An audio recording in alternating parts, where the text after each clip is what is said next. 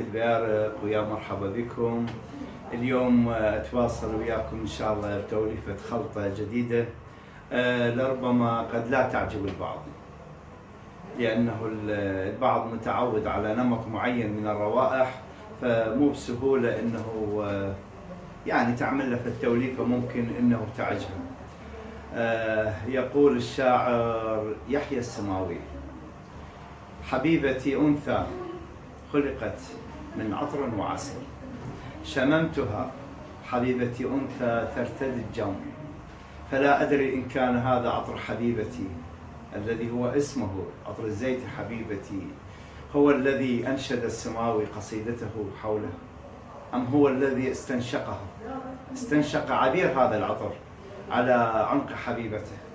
نترك هذا الأمر لكم أصدقائي متابعي قناة البيارق. حبيبتي عطر نسائي بارد، عطر هادئ، عطر يعني بيفد برائحة الصيف، لأنه من تضع من عنده راح تشعر ببرودة، برودة جميلة. فهذا العطر حقيقة حبيت أن أجعل من عنده توليفة. هنالك زهرة اسمها زهرة التوليب، هذه تسمى زهرة الشتاء، زهرة أنيقة معمرة من عدة ألوان، تسمى في هولندا وفي تركيا وفي بعض الدول إنها زهرة، إنها عطش زهرة رومانسية، وهي شعار مملكة هولندا زهرة التوليب. معطيها اهتمام كلش كبير، وأصبحت شعار لهذه المملكة. هنالك أكثر من 100 نوع من هذه الزهرة وعدة ألوان، تسمى زهرة الرومانسية والجمال، لأن هنالك أسطورة تركية تتحدث عن هذه الزهرة.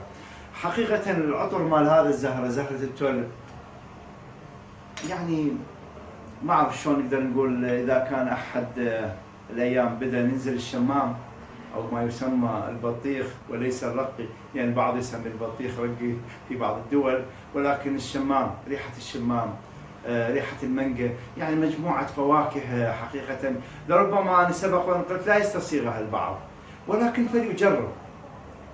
تذهب إلى صاحب العطور، صاحب المحل، تطلب من عنده توليفة لنقل حتى ب2000 دينار، علبة صغيرة يخلط لك من هاي النوعين بنسب متساوية، واستنشق. إن عجبتك سوي لك علبة من 100 ملي ومن 50 ملي، وإن لم تعجبك تبقى رائحة بعطر جميل، عطر متميز، ممكن تخليها بجيبك وتستخدمها، وممكن ان تهديها. وسبق على البعض يقول شلون راح احنا مثلا اشتريتها وما عجبتني، انت ليش تشتري بمبلغ كبير؟ هسه قبل دقائق دخل واحد بيش العطر 2000 دينار، ظل مشبك مكتف، عبالك يشتري سيارة، وظل يباوع وشلون والريحة وداروتها وراح. فقصدي ما معناتها، فانت من تأتي له بالمحل قول له سوي لي هاي العلبة الصغيرة من 2000 دينار، يخلط لك منها العطرين واخذها من عنده. ان عجبتك انت سويت لك علبه او من 100 ملي او من 50 او اي حجم يعجبك، ولربما مرور الايام تتعود عليها ويبقى العطر كلفه مالته كلفه يعني زهيده ما لها كل قيمه. يعني حبيت بهاي الخلطه ان شاء الله. انا حقيقه استنشقتها بالبدايه، يعني انتظرت فد مده، استنشقتها مره الاخ، بدأت تقترب من أنفي، بديت أتحسس الرائحة.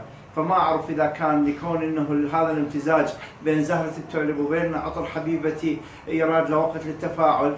فاللي يعشقون هذه الزهرة أكيد يعرفوها، البعض يعرفوها الكثير، واللي يعشق قصيدة يحيى السماوي من خلال عطر حبيبتي نسوي لهم هاي التوليفة، وهي هدية لأصدقائنا متابعي قناة البيارق.